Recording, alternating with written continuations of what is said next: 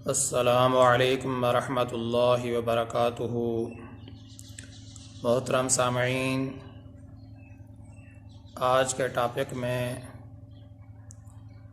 रुकू के मसनून तरीक़े को बताया जाएगा, जिसकी थोड़ी सी तफसील ये है। रुकू में चंद बातों को मलहूज़ रखना चाहिए। सबसे पहली बात यह है, जब आप रुकू करने लगें, ऊपर के धड़ को इस हद तक झुकाएं कि आपकी गर्दन और आपकी जो पुश्त है वो तकरीबन एक सतह पर आ जाएं। ना ज़्यादा झुकें और ना ही इससे कम झुकें, कि ऊपर के धड़ को रुकू की हालत में इस हद तक झुकाएं कि आपकी गर्दन और आपकी जो पुश्त है वो तकरीबन एक सतह पर आ जाएं। ना इससे ज़्यादा झुकें और ना ही इससे कम। और इसी तरह गर्दन को रुकू की हालत में इतना नहीं झुकाना चाहिए कि आपकी जो ठोड़ी है वो सीने के साथ मिल जाए, या इसी तरीके से गर्दन को रुकू की हालत में इतना भी बुलंद नहीं करना चाहिए, इतना ऊपर नहीं रखना चाहिए कि पुश्त से ही आपकी जो गर्दन है वो बुलंद हो जाए। बाज़ लोग इसमें बहुत ज़्यादा गलती करते हैं। रुकू की हालत में या तो गर्दन को बिल्कुल ही इतना झुका देते हैं कि ठोड़ी सीने के साथ मिल जाती है, या गर्दन को इतना ऊपर रखते हैं कि वो कमर से ही बुलंद हो जाती है। ये दोनों तरीके गलत हैं। रुकू की हालत में गर्दन और पुश्त की जो सतह है वो बराबर रहनी चाहिए। और इसी तरह रुकू की हालत में आपके जो पाँव हैं बिल्कुल सीधे होने चाहिए।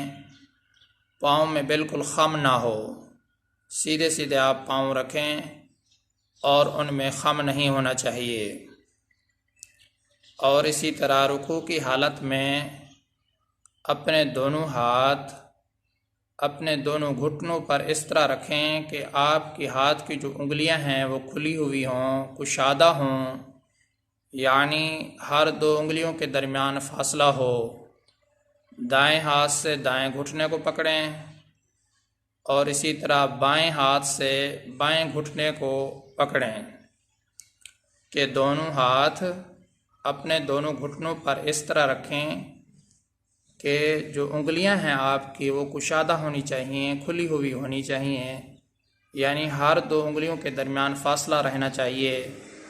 दाएं हाथ से दाएं घुटने को पकड़ें और इसी तरह बाएं हाथ से बाएं घुटने को पकड़ें। रुकू की हालत में आपकी जो कलाइयाँ हैं और इसी तरह आपके जो बाजू हैं वो बिल्कुल सीधे तने हुए होने चाहिए, उनमें खम नहीं होना चाहिए। अक्सर लोग जब रुकू करते हैं तो कलाइयाँ और उनके जो बाजू होते हैं उनमें खम होता है। ये तरीका ठीक नहीं है कि जब भी आप रुकू करें तो आपकी जो कलाइयाँ हैं और इसी तरह आपके जो बाजू हैं वो बिल्कुल सीधे तने हुए होने चाहिए, उनमें खम नहीं रहना चाहिए।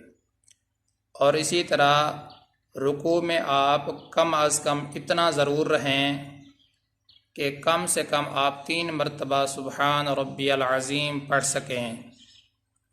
कम अज़ कम रुकू में इतना रहें कि इत्मीनान के साथ 3 मरतबा सुबहान रब्बियल अज़ीम पढ़ा जा सके।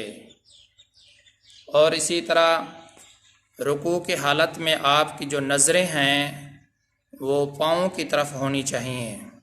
आपकी जो नज़रें हैं, बाज़ लोग इधर उधर नज़रें करते हैं, हालांकि रुकू की हालत में जो नज़रें हैं आपकी जो नज़र है वो दोनों पाँव के ऊपर होनी चाहिए।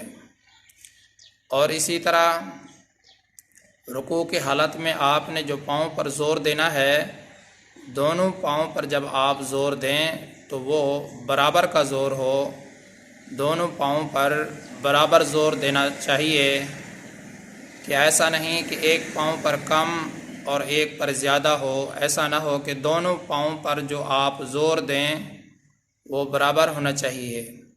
और इसी तरह रुकू की हालत में जब आप रुकू करें तो आपके जो पाँव के टखने हैं वो एक दूसरे के सामने आ जाने चाहिए, बिलमुकाबिल आ जाने चाहिए, आगे पीछे नहीं रहने चाहिए। रुकू की हालत में आपकी जो नज़रें हैं वो पाँव की तरफ रहें, दोनों पाँव पर जो ज़ोर है वो भी बराबर रहे, और इसी तरह दोनों पाँव के जो टखने हैं वो भी एक दूसरे के बिलमुकाबिल आ जाएं। तो ये है रुकू का मसनून तरीक़ा। इसको सही तरीके से याद करना चाहिए और सीख सीख कर इस तरह नमाज़ पढ़नी चाहिए। अल्लाह तबारक व तआला हमें तौफ़ीक़ अता फ़रमाए। मैं आप सब की दुआओं का तलबगार हूँ। मोहम्मद सनाउल्लाह फ़ारूक।